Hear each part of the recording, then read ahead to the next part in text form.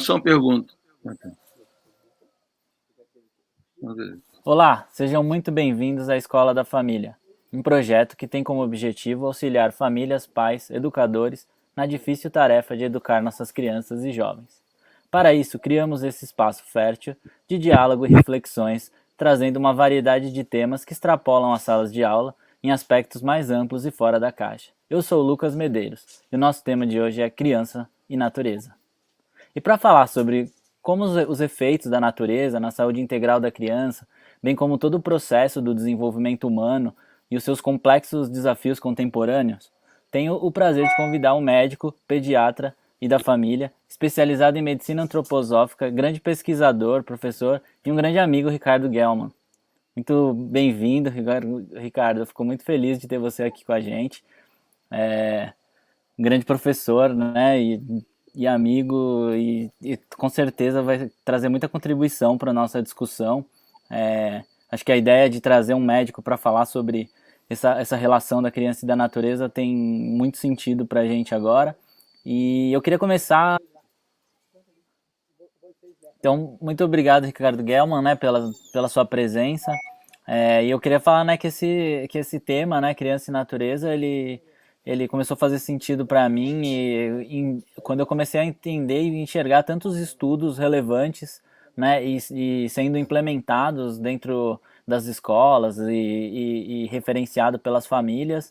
E eu comecei a enxergar a natureza dentro da minha infância, né, e da potência que uma árvore que eu tinha no meu quintal lá, ela se transformava em tantas descobertas, né, em tantas brincadeiras e um espaço que realmente sempre reunia a família. Eu lembro que meus primos, assim, quando iam nos visitar, era assim, a árvore era o ponto de encontro de todo mundo e era o brinquedo favorito, né? Queria saber de você, se como foi a sua relação, né? Eu sei que você é carioca, né?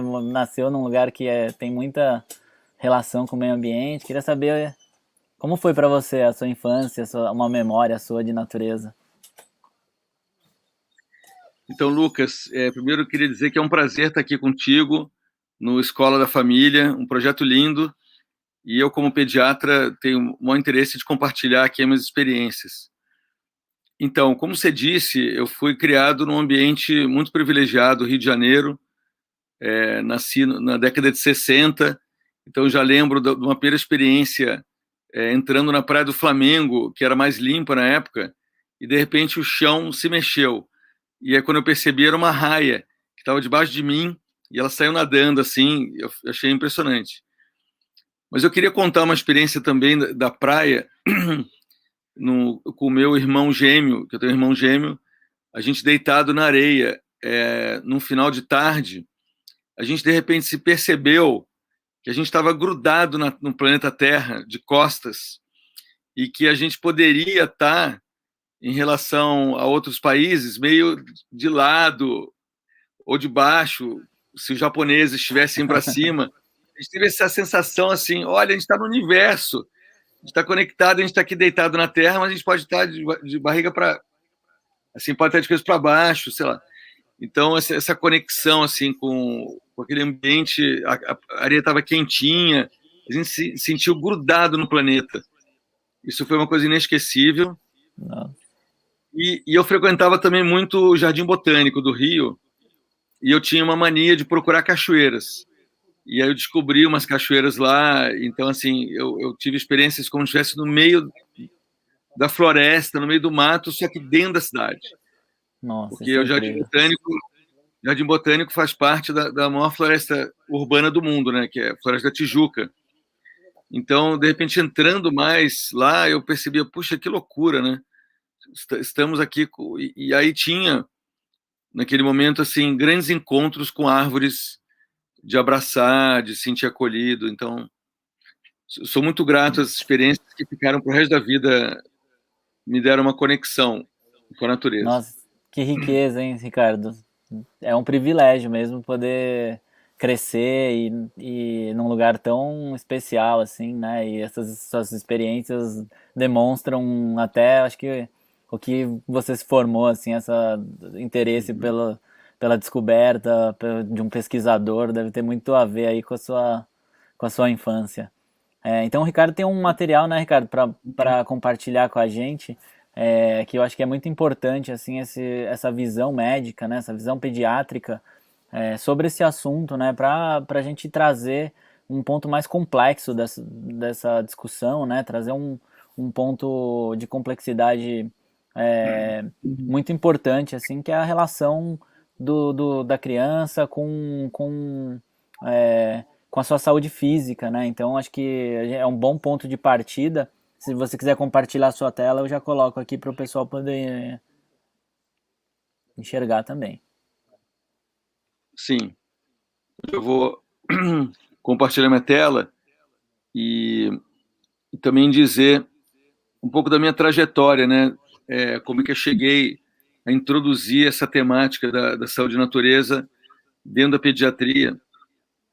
Então, eu me formei na Federal do Rio de Janeiro, logo me especializei em pediatria e passei por uma super especialização em oncologia pediátrica, que eu nem coloquei aqui no meu currículo, que foi na Unicamp.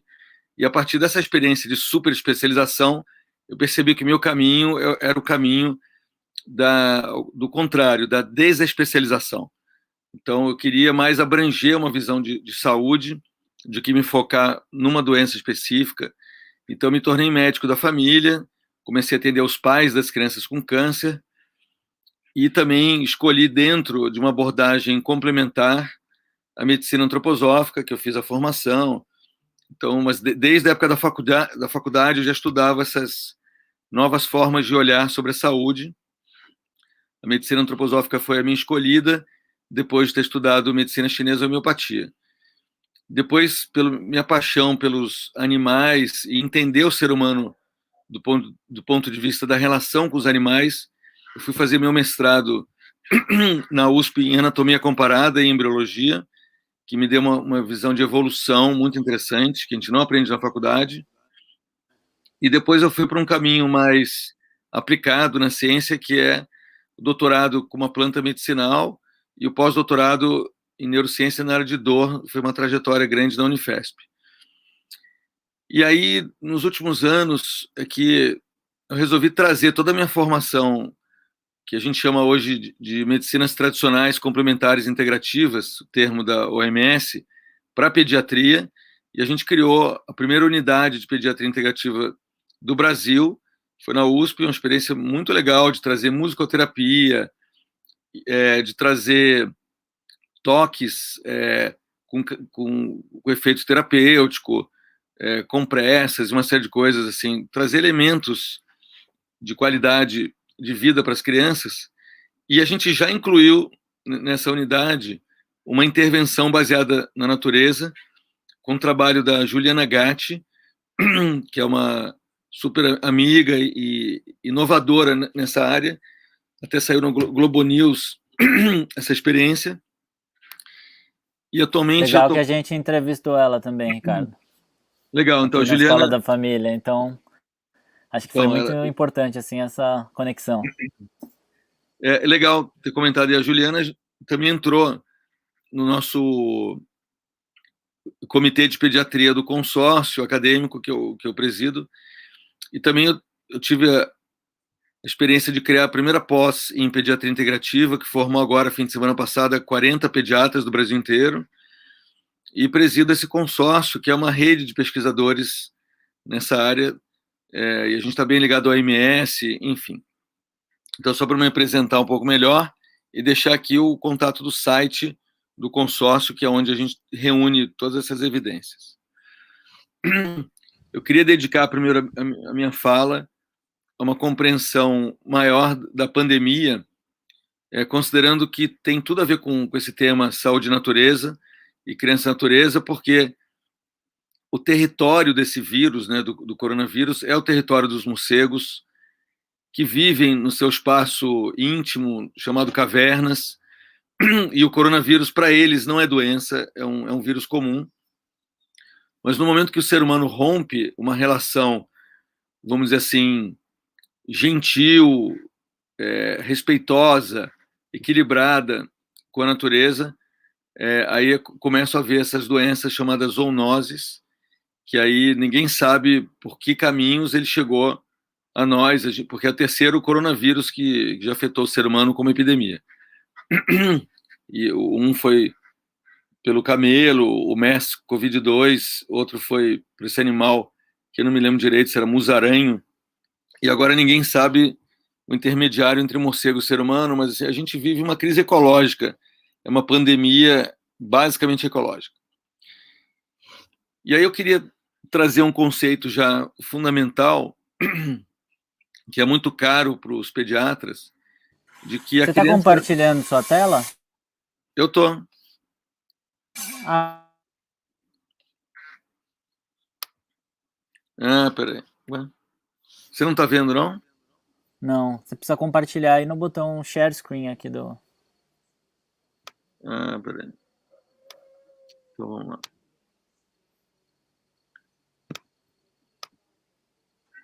Aí, agora a gente está vendo.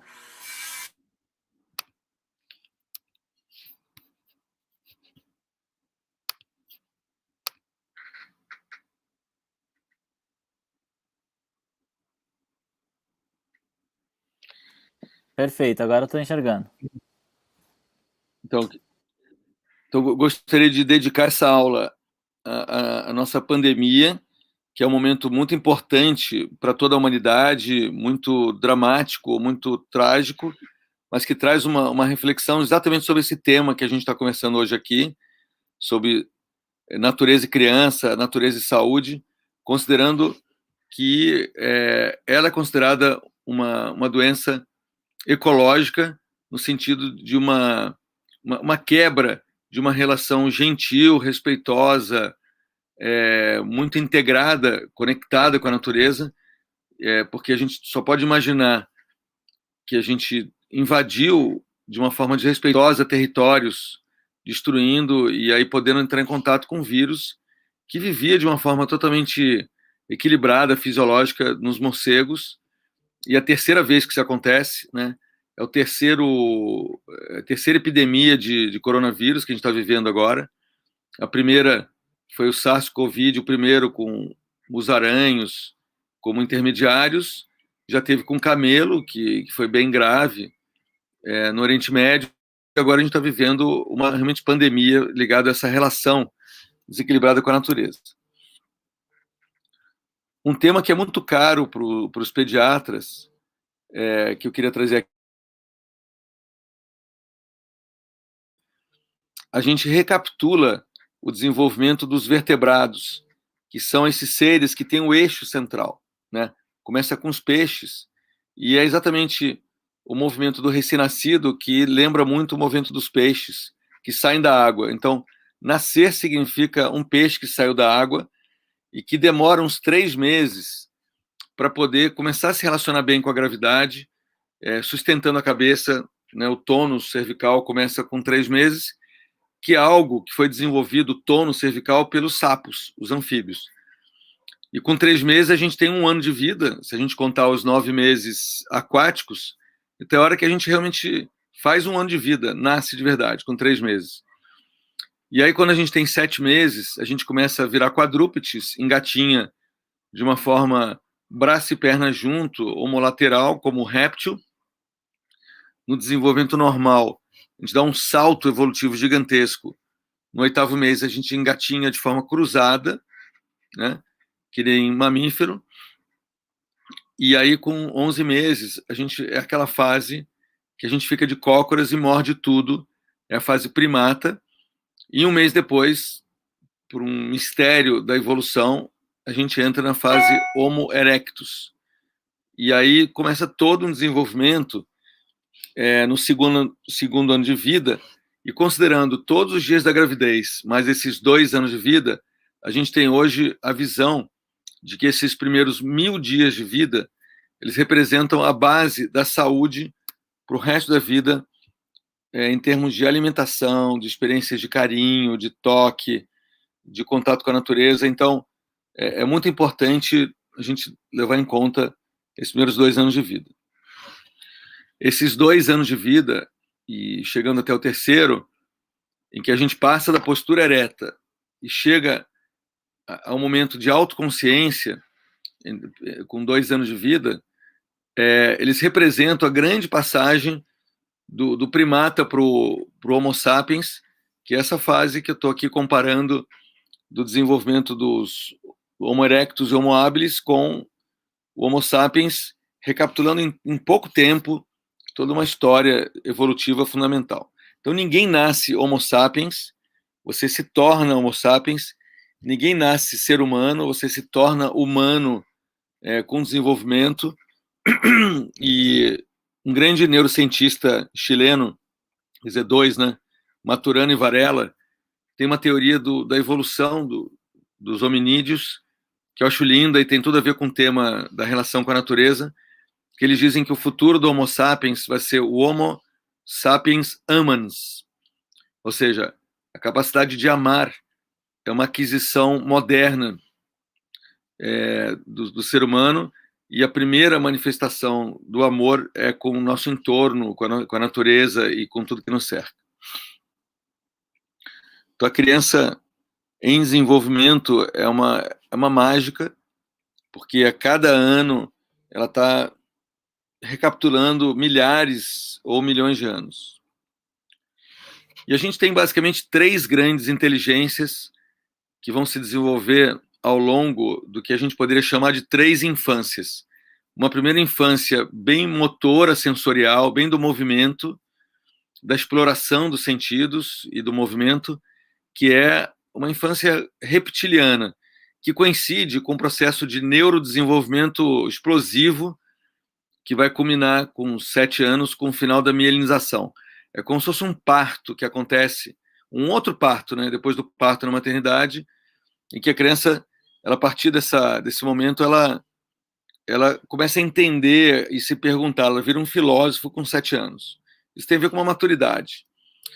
Depois ela entra numa segunda infância, bem mamífera, que o que importa são a percepção das relações humanas, é uma inteligência emocional que se desenvolve e que culmina com a puberdade, que é um terceiro parto, que vem com os hormônios, que faz com que aquela criança se torne homem ou mulher. É completamente incrível essa transformação do corpo e da mente.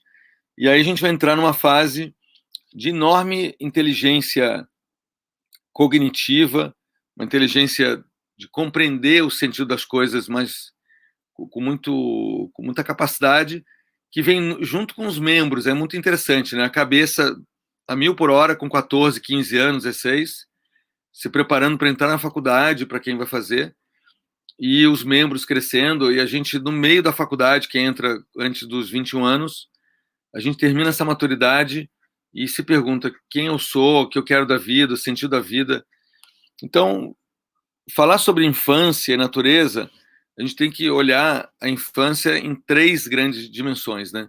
3 inteligências, 3 características fundamentais, e o encontro com a natureza é muito diferente em cada uma delas. Com certeza, tudo que tem a ver com sentimento religioso, ele nasce dessa experiência de primeiro estar ligado ao cosmos, que nem a experiência que eu contei lá na praia, para depois se desconectar e depois se reconectar. Então a gente está vivendo hoje um momento planetário de necessidade de reconexão total. Então isso se reflete até no nosso cérebro, né? A gente tem 3 cérebros conectados com o corpo inteiro, sendo que o cérebro mais baixo, né, mais primitivo, reptiliano, ele se abre como um iceberg no nosso abdômen, com uma rede neural chamada primeiro cérebro, que tem a ver com uma inteligência instintiva. Quando a gente tem um instinto, tem a ver com esse cérebro mais primitivo, que é muito mais abdominal e que tem a ver com a vontade de viver, né? A gente sabe que 90% da serotonina é produzida no abdômen e 5% na cabeça. Então, uma visão mais moderna de neurociência relaciona esses 3 sentidos da psique, o pensar, o sentir e o querer, ou seja, o pensamento cortical, o sentimento límbico e a vontade reptiliana, no corpo inteiro e não só na cabeça, e de uma maneira muito mais profunda do que se imaginava antes. Quero trazer aqui um retrato da realidade brasileira, da criança moderna, que 85% das crianças vivem em centros urbanos, em frente a uma tela. A tela é uma realidade virtual, assim como a esteira, e o Brasil também tem essa questão da violência muito forte, e a área verde, que seria recomendada pela ONU de 12 metros quadrados por habitante. E aí, Lucas, você está numa situação super privilegiada, imagina você, e se você tiver criança ao redor, a área que você tem. Agora, dentro de São Paulo, a média é menos de 3 metros quadrados por habitante. E a criança brasileira é a segunda criança do mundo que mais fica na frente de uma tela. Então, isso está presente em quase 100% das cidades e dos lares brasileiros, a televisão. Mas o problema não é ter televisão, o problema é ficar 5 horas e meia em frente à TV. Essa é a média brasileira. E os adolescentes ficam em celulares 190 minutos por dia. Então, é muita desconexão com a realidade tridimensional colorida. Então, a infância urbana é desconectada, é um mundo de plástico que vem do petróleo, então uma coisa muito pouco relacionada ao mundo aqui de cima da Terra, é um mundo subterrâneo que virou plástico. E essas crianças ficam horas em telas que irradiam luz, os corpos cada vez mais parados, sedentarismo invadiu a infância, porque era uma coisa de adulto, de velho, o tempo dividido em minutos, o espaço confinado em retângulos. Então, é uma imagem quase assim de um filme de ficção científica, se a gente imaginasse descrever o mundo moderno há 100 anos atrás. E toda essa questão da qualidade de vida, do ar, né? Você pode estar no Parque Ibirapuera, aqui em São Paulo, abraçando uma árvore e respirando o ar totalmente contaminado, porque o Parque Ibirapuera está numa das regiões mais poluídas de São Paulo, né? Agora vamos comparar com a criança rural, uma outra experiência que é de 15% das crianças brasileiras. Uma conexão direta com a natureza, o mundo feito de madeira, derivado de árvores, mirando o mundo que é definido pelo sol, pelo vento, pela chuva, pelos cheiros, tridimensional, colorido, os corpos em movimento constante, o tempo organizado em manhãs, tardes e noites, e a gente ter o acesso às paisagens. O olhar que passa além de 8 metros é fundamental para não desenvolver miopia, que é uma das questões que a gente vai falar. Então, queria citar algumas pesquisas.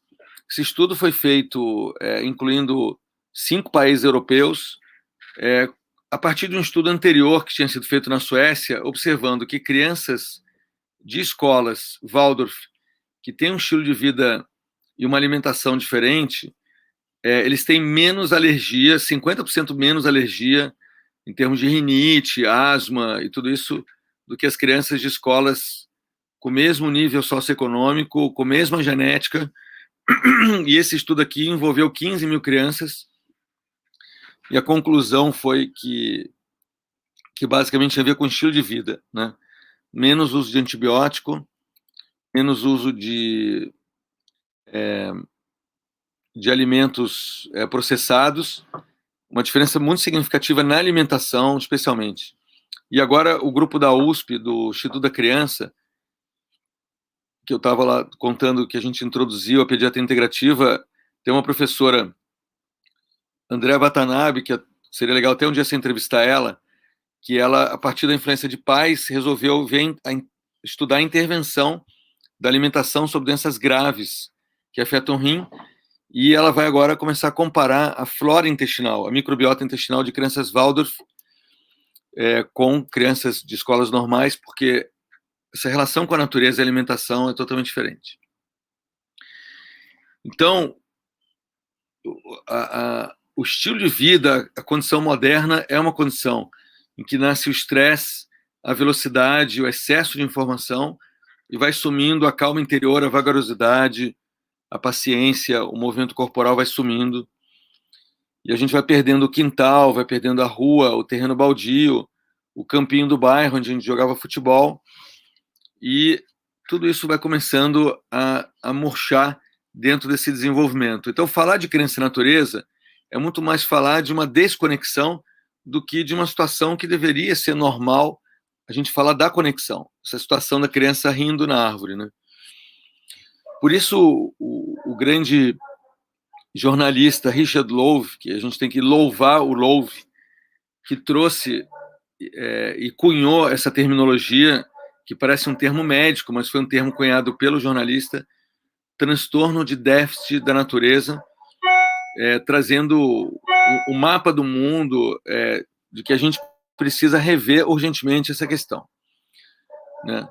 E eu tive a honra de participar, junto com o Instituto Alana, quando foi lançado no Brasil o programa Criança e Natureza, de trazer palestras. A gente estava junto lá no Jardim Botânico do Rio de Janeiro, enquanto aqui em São Paulo, Daniel Becker estava falando no Parque Ibirapuera, foi o lançamento do programa Criança e Natureza.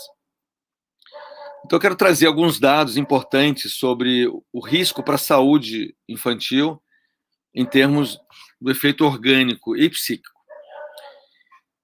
Então, primeiro, essa vida com pouco movimento, desconectada com a natureza, ela promove precocemente o maior fator de risco de doenças cardiovasculares, que é a primeira causa de morte no mundo, por obstrução das coronárias e AVC também, cerebral, que é a síndrome metabólica. A síndrome metabólica é o nome que a gente dá à união de hipertensão arterial, obesidade, aumento de colesterol, aumento do açúcar no sangue. Então, tudo isso que era considerado doenças separadas, como diabetes, hipertensão, obesidade, hoje é considerado uma síndrome metabólica, porque as pessoas que têm um têm o outro, e isso é um dado muito importante. O aumento de obesidade aumentou mais de 250% nas crianças brasileiras nos últimos anos, nos últimos 20 anos, assim como alergia, como eu já citei o estudo lá, Parsival, ansiedade, hiperatividade, insônia e estresse. Eu gostaria de enfatizar aqui a questão da hiperatividade, ou também chamado síndrome de hiperatividade e déficit de atenção, que virou uma epidemia entre as crianças brasileiras, e tem uns programas que foram feitos nos Estados Unidos, pedindo para os pais levarem as crianças 2 vezes por semana para parques, e isso conseguiu diminuir o uso de Ritalina, que é o tratamento convencional que se usa. É engraçado que a Ritalina é uma anfetamina, ela ativa o cérebro, é da mesma família da cocaína. E aí ela tem um efeito oposto. Uma criança hiperagitada, se você der Ritalina, em vez dela agitar mais, ela equilibra. Mas equilibra às custas de uma dependência química de uma substância que é parecida com a cocaína. Então, tem várias questões. A síndrome metabólica, é bom também comentar, é o grande fator de risco para quem pega Covid, além da idade, mas está totalmente ligado à idade também. Quem tem síndrome metabólica e pega um Covid tem um risco de morte muito maior.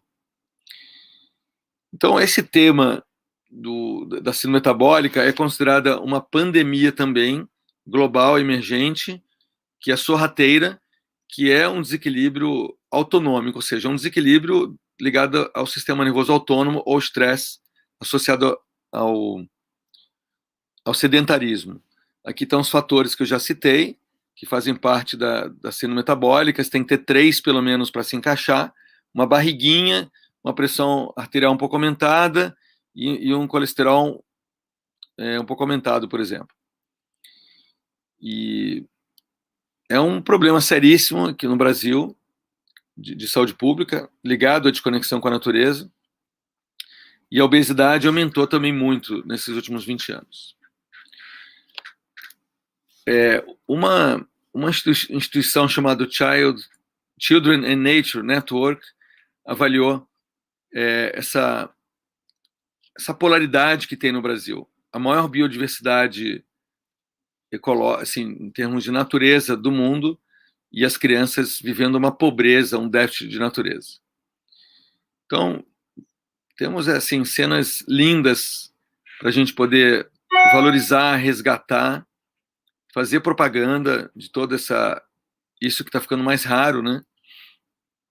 A experiência com o novo a cada dia, porque a natureza é nova a cada dia, é muito mais interessante do que ficar vendo todo dia Peppa Pig. Aliás, o Peppa Pig tem uma cena maravilhosa que eu acho que é um exemplo para esse tema, que é quando a família Pig vai fazer um passeio num parque lindo de natureza, e aí o pai Pig traz uma televisão para esse encontro da natureza, liga a televisão, aí todo mundo assiste a televisão no meio do parque, e aí aparece a cena de um pássaro. E aí, nesse momento, pousa um pássaro na televisão, em cima da televisão. Então, foi uma meta-realidade. E, de repente, você se toca, quando você está assistindo isso, que você está assistindo o pássaro pousado numa televisão dentro da televisão que você está assistindo. Então, dá vontade de desligar a televisão e ir para o mato. Eu achei essa cena fantástica, já citei até num evento de lançamento do Criança e Natureza.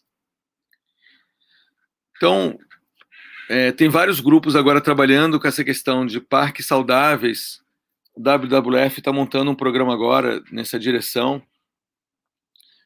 O parque, naturalmente, ele estimula o movimento infantil, já reduz o risco de obesidade. Aqui estão referências bibliográficas sobre isso. O convívio com a natureza dessa forma criativa, ele desenvolve um estímulo global para a criança, não só em termos físicos, mas também em termos de capacidade de sensibilidade, encantamento, empatia com os outros, humildade e senso de pertencimento a grupos. Isso é algo muito importante para evitar anos e anos de psicoterapia, de sentindo isolado no mundo. Outros efeitos são redução da miopia, porque você precisa de mais de 8 metros para não desenvolver uma miopia, ter um olhar abrangente, e aumenta o nível de vitamina D, que fortalece os ossos. Redução do estresse, como eu já falei, relações empáticas interpessoais, capacidade de trabalhar cooperativamente em grupo, isso é estimulado pela natureza. E aquele tema que eu já citei bastante, o TDAH, transtorno de déficit de atenção e hiperatividade, que fazer isso que essa criança está fazendo diminui o uso de Ritalina. Outro estudo bem interessante mostrando que crianças que plantam seus próprios alimentos, têm essa experiência na vida da horta, elas se tornam depois adultos com hábitos saudáveis para o resto de sua vida. Então é muito importante que a criança conheça de onde vem a goiaba, ou seja apresentada a goiabeira, coisa assim, alface, ver uma alface florida, que é uma coisa que muitas crianças nunca viram, né? E também isso tem sido incorporado cada vez mais em ambientes. Então, essa questão da ampliação do contato com a natureza até nas crianças internadas é o trabalho da Juliana Gatti, que eu citei aqui no Brasil. E eu queria começar a fechar com essa imagem fundamental que orienta a prescrição da natureza, com essa pirâmide maravilhosa de orientação, que é diariamente estimular as crianças a brincarem ao ar livre. Isso seria, vamos dizer assim, a receita pediátrica diária: correr na grama, subir em árvore. A receita semanal, que é mais para o fim de semana, é explorar em ambientes assim de parques ou um pouquinho mais longe de casa, caminhando, observando pássaros, identificando árvores, coletar pedras. Aí tem a programação, e tudo isso que eu estou falando, obviamente, envolve a família toda, né? A programação mensal, que é para um parque um pouco mais longe. Aquele parque maravilhoso que não dá para ir todo fim de semana, mas uma vez por mês dá para fazer um programa fora da cidade. Aí você já extrapola o limite da cidade, já vai para um lugar um pouquinho mais longe. E uma vez por ano, os grandes parques estaduais, nacionais, que pode ser em outro lugar do mundo, ou pode ser no próprio Brasil, realmente tentar em contato com uma experiência de acampamento. E eu queria até dizer que, hoje em dia, o acampamento, para os adolescentes, equivale a um rito de passagem da adolescência, a experiência da coragem, a experiência de ter que desenvolver uma capacidade de ficar um pouco mais sozinho, seria super recomendado. Então aqui eu quero deixar esse material, porque isso tudo aqui que eu estou falando foi produzido pela Sociedade Brasileira de Pediatria, em parceria com o Instituto Alana, e eu tive o privilégio de ser um dos 8 pediatras que ajudou a elaborar esse documento, que é o Manual dos Benefícios da Natureza sobre o Desenvolvimento da Criança e do Adolescente. A gente escreveu a 8 mãos, foi um projeto lindo que ainda está disseminando pelos 15 mil pediatras brasileiros. Então, eu queria terminar aqui deixando o meu contato e agradecendo a oportunidade, Lucas, de poder falar sobre um tema tão fundamental. Nossa, muito rico, Ricardo. Muito obrigado por toda essa explicação. Eu acho que para os pais, assim, existe aí dentro dessa sua explanação aspectos fundamentais, assim, que modificam totalmente, né, a forma como a gente olha as crianças a partir disso, né? Essa relação das 3 infâncias com os animais, eu acho que isso para mim foi uma coisa que eu nunca havia visto em material nenhum e muito legal. E agora, por fim, a forma como você explicou essa pirâmide, que eu achei lindíssima, né? E que eu acho que a gente tem que até mudar o nome do nosso programa de Criança e Natureza para Família e Natureza, né? Porque me veio isso na cabeça agora, né? Porque as crianças não vão querer fazer isso, os pais não vão deixar as crianças fazerem isso sozinhas, né? Acho que a gente vai ver muitos pais aí ao ar livre e querendo também fazer parte disso. Eu acho que a gente poderia pensar numa parceria adulto-criança muito legal dentro desse conceito de família. Eu concordo totalmente com você, Lucas. O conceito é: o adulto solte sua criança, faça a guerra de lama, esse seria o lema para os adultos, e para as crianças seja um adulto responsável dentro de si, para uma criança. Ou seja, comece a cuidar da sua alimentação, da roupa que você deixa no chão, o rastro de roupas que a criança deixa no chão. Comece a ficar um pouco mais responsável. Eu queria até contar uma coisa que eu achei super legal. Uma amiga minha que passou um tempo morando no Equador, num lugar super rural lá, ela estava andando numa estrada de terra e de repente ela viu uma cena que ela não acreditou. Um burro andando, e aí tinha uma criança mais velha, que devia ter uns 4 anos, e uma criança mais nova, que devia ter uns 2 anos, em cima do burro, andando. Elas estavam carregando um pacote, assim, uma trouxinha. Aí ela continuou andando, e de repente ela viu o burro voltando de novo pela estrada, e tava de novo as 2 crianças, sem a trouxinha. Ela falou: que loucura isso, nunca viria isso dentro de uma cidade. Ela morava em Belo Horizonte. 2 crianças sozinhas na estrada, andando em cima de burro com uma trouxinha. Aí quando ela chegou mais no final, o que ela viu? O pai trabalhando num lugar lá, e elas foram levar a comida do pai.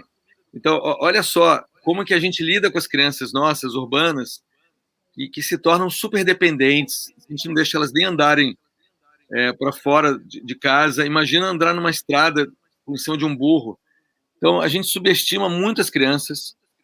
Eu queria até aqui citar também uma escola que apareceu muito nesse projeto da Ciranda de Filmes, o tema Criança e Natureza, que é a Escola Redonda, que a Cotia, né? eu esqueci o nome dela, da coordenadora. Pel, né? Pel alguma coisa, Acho que é também é da Pel, OCA. Da OCA. Pel. Então, ela contou que as crianças andam em árvores na escola dela, assim, sobem, os pais não acreditam no começo. Como é que meu filho está lá em cima? Vai morrer.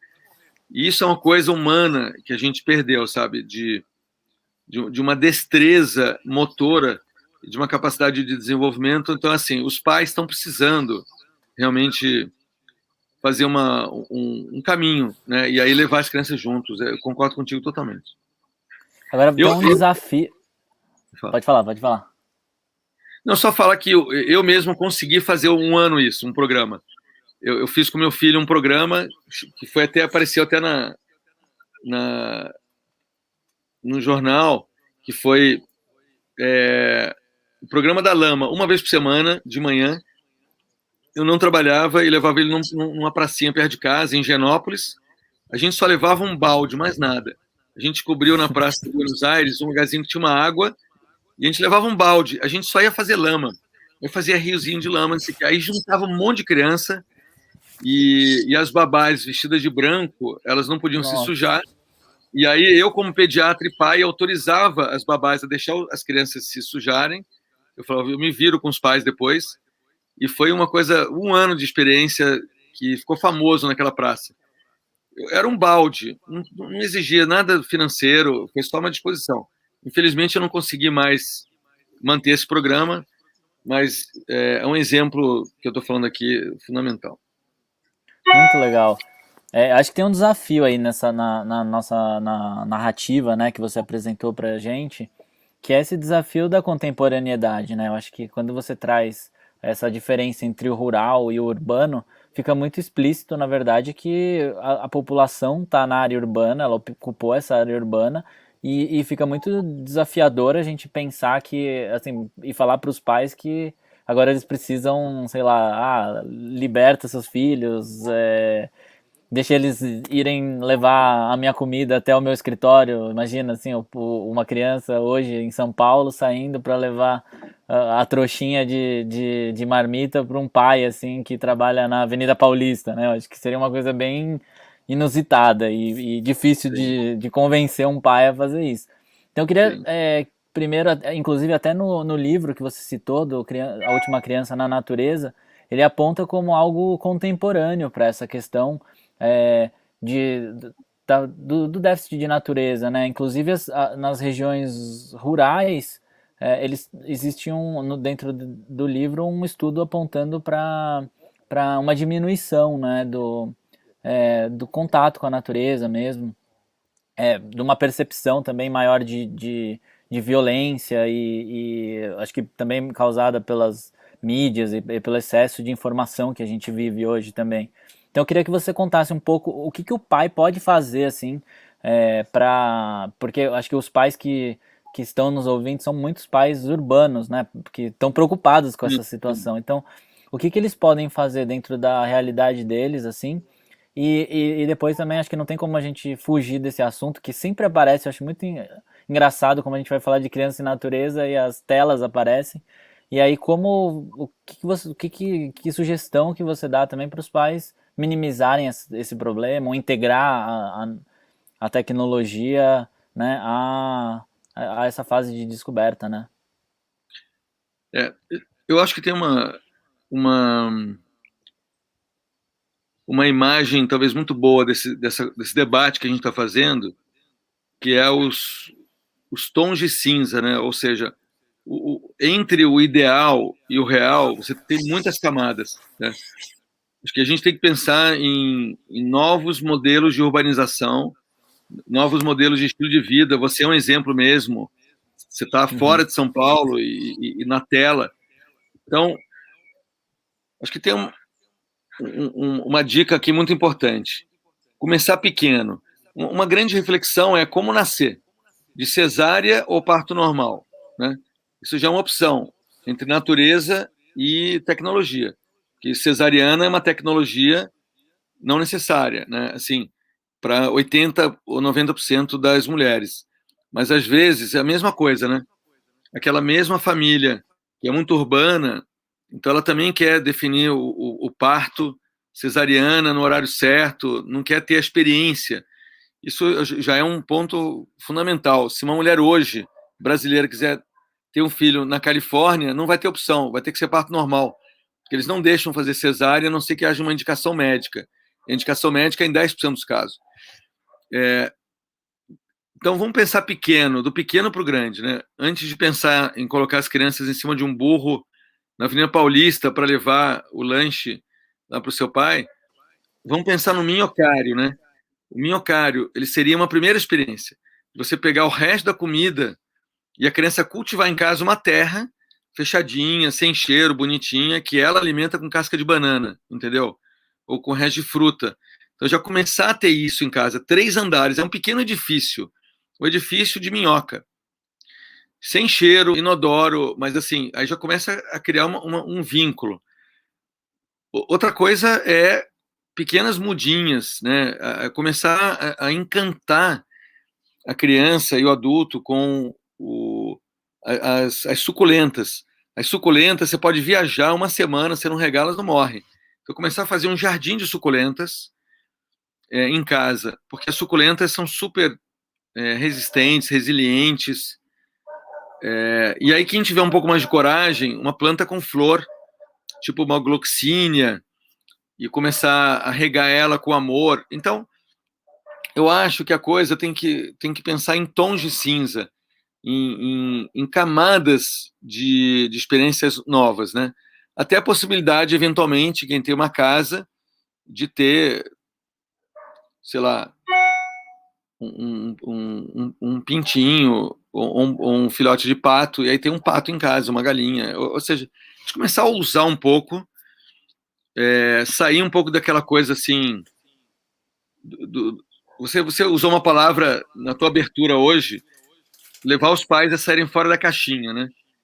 A gente está aqui dentro de uma caixinha, nós dois. Eu estou vendo você num Uhum. quadrado, mas vamos extrapolar um pouco isso. E eu acho que a forma é se reinventar, né? E uma dica fundamental são os trabalhos manuais. Sair da tela e os pais e as crianças irem para trabalhos manuais. Mexer com madeira, com outras coisas, arte, tintas naturais. Então, são uma série de dicas práticas que vão nessa direção da natureza. A gente não precisa ir longe, entendeu? Não precisa fazer uma mudança radical, mas são as pequenas coisas que definem as grandes transformações. Essa é a dica que eu dou aqui para os pais. Muito legal, né? Porque nesses pequenos ciclos, né? Acho que a natureza em si, ela já propõe, ela já tem isso, ela já é imutável, que a natureza traz essa relação com ciclos, né? Porque ela é impermanente, então tá sempre se transformando, né? A suculenta ganha ela vai crescendo e vai. Eu acho muito legal isso, muito, muito boa a dica e obrigado pela contribuição. Uma outra questão que eu tenho aqui, que eu queria te perguntar, se você pudesse aprofundar um pouco na questão da imunidade, né, da criança, como que essa relação da natureza, ela está relacionada com a imunidade da criança e inclusive, se tem alguma relação também com o estouro hoje que existe de aumento de pessoas com doenças autoimunes ou alergias à lactose, glúten, tudo isso que a gente vê muito. Então, eu queria que se você puder explicar um pouco como que existe, então, uma atuação da natureza na imunidade da criança, né? Porque a gente pensa que se ela se molhar lá na Praça Buenos Aires, ela vai ficar gripada. Muitos pais pensam assim, né? Então, tem dois grandes segredos dessa história da relação da natureza com a imunidade. A primeira, que é mais óbvia, é a questão do movimento. A gente sabe que uma criança que se movimenta, que deveria ser o normal, comparado com uma criança mais desconectada, que fica mais num regime de telas, parada, o movimento ele promove um estímulo imunológico dentro de um padrão inflamatório ideal. Os 4 sinais inflamatórios de uma criança saudável, uma inflamação saudável, que seria uma inflamação efetiva, rápida, contra um vírus ou bactéria, seria os sinais do rubor, fica vermelha, o tumor, que é inchaço de água, dor muscular e calor. Isso acontece numa inflamação, mas quando você se movimenta, você faz isso de uma maneira fisiológica, de uma maneira equilibrada. Você fica vermelho, você fica inchado, você fica dolorido, fica quente. Então, uma pessoa que se movimenta, ela modula o seu sistema imunológico por um padrão chamado TH1, que é do linfócito T helper 1, que é o que torna a criança realmente imune a doenças. Diferente do padrão das crianças sedentárias, que tem um padrão TH2, que é o T helper 2, que estimula aquele nariz inflamado cronicamente, que a gente chama de rinite alérgica, ou aquela pele sensível dermatite atópica. Então, alergia é o contrário da inflamação boa, porque a alergia é uma inflamação constante e fria. E eu tinha uma visão muito genética antigamente, como pediatra, que isso era uma genética da família. Mas esses estudos, comparando crianças de escolas diferentes com a mesma genética, mostram que que existe um segundo segredo que chama epigenética, ou seja, a maneira como a gente vive e como se alimenta, isso modula o nosso gene e bloqueia um tipo de gene e abre outro gene. Então, a genética não é mais uma coisa estática. O segundo segredo, o primeiro segredo é o movimento. O segundo segredo é a epigenética. Considerar que o estilo de vida mexe com a nossa genética. E aí, uma dica fundamental com relação à imunidade são os probióticos. Os probióticos são alimentos fermentados, que é uma coisa tradicional de todas as culturas do mundo inteiro. O Japão inventou o miso, que é o misoshiro. A Europa inventou um tipo de coalhada. O mundo árabe, a coalhada seca. Ou seja, a criança que se alimenta com mais fermentados, ela povoa seu intestino de uma forma diferente. E isso foi o que descobriu de crianças Waldorf. A grande diferença entre criança Waldorf e não Waldorf, menos alergia, era que a microbiota era completamente diferente. Isso tem a ver com menos antibiótico, menos anti-inflamatório e mais alimentos fermentados. Perfeito.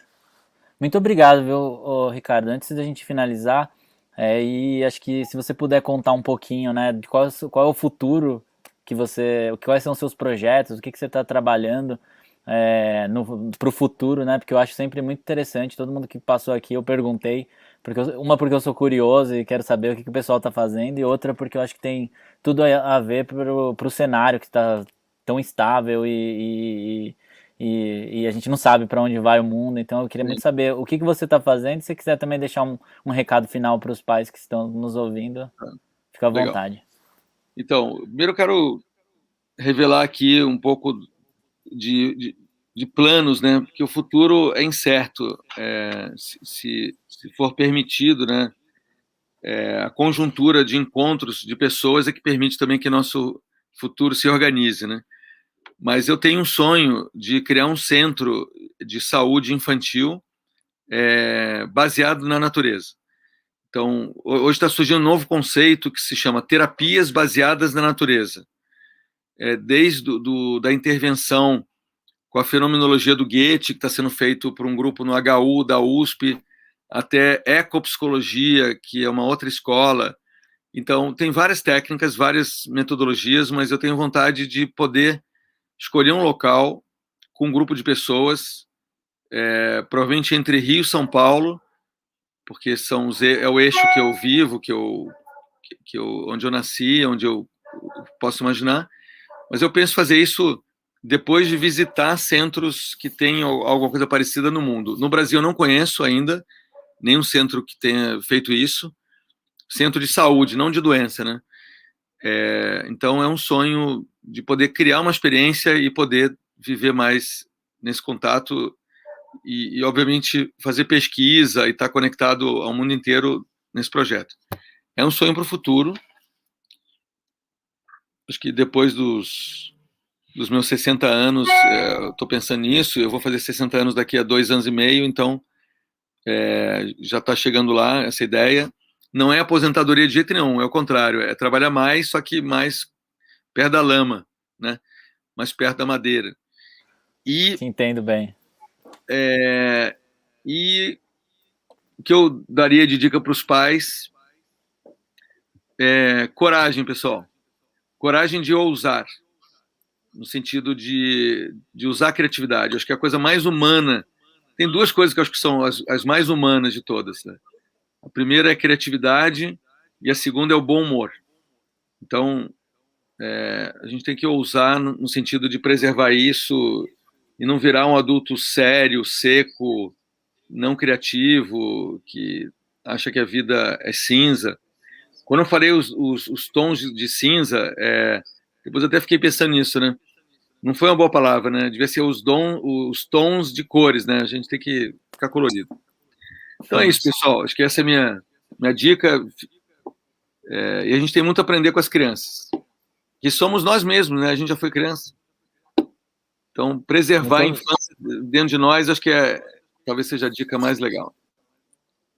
Muito obrigado, Ricardo. Acho que eu não consigo enxergar algo mais criativo, né, e mais bom-humorado do que a natureza, né? Acho que quando a gente olha para uma planta, a sensação que a gente sente, ou quando a gente vê a diversidade das coisas que nascem num pequeno espaço, assim, mostra quão diverso, quão criativo é esse processo vivo e quanto a gente tem a aprender. Muito obrigado pela sua participação.